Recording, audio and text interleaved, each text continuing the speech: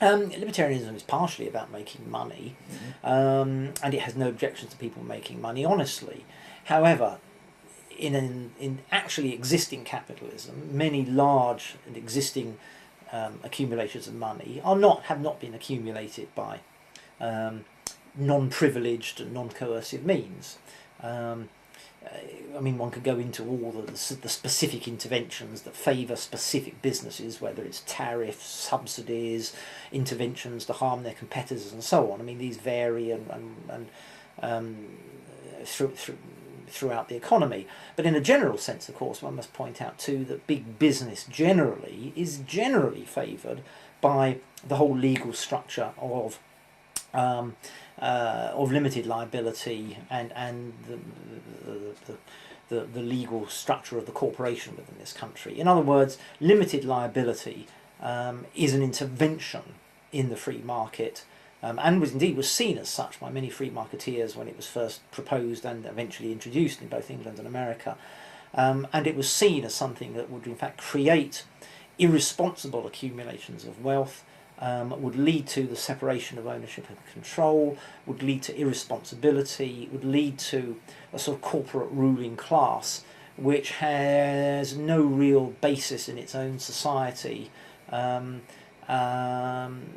a class which is actually not wealthy primarily as the result of free market trade, but as a result of a specific legal intervention. So, and a further point too, those large accumulations of wealth have almost universally been put to anti-free market, anti-capitalist, anti-liberal and anti-individualist purposes. You only have to look at where the bulk of American corporate money goes to politically. It goes to the so-called left. It goes to interventionist, statist, environmentalist movements. You know, you name a vile movement in our society and you will find it's backed by big business and big money.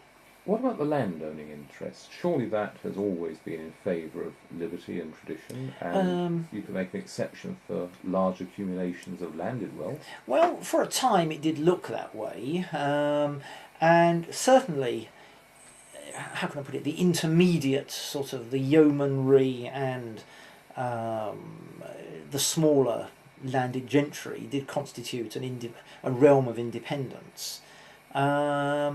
Nevertheless, the fact is, if land titles are not just, if they are gained by coercion and intervention, as they are throughout most of the world, and certainly very much so in the developing world, then those are unjust and anti-market, are anti-market entities, and therefore should be subjected to market forces and subjected to redistribution according to the rules of natural law.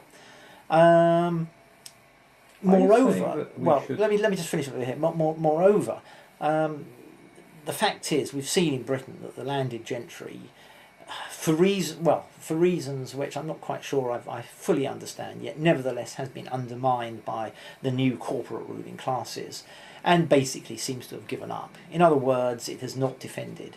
It has given up defending its own interests. And the liberties of anyone else in our society. So my view is, if you're not for us, you're against us. If you've done nothing to aid us, why should we help you? So what would you do to somebody like the Duke of Westminster?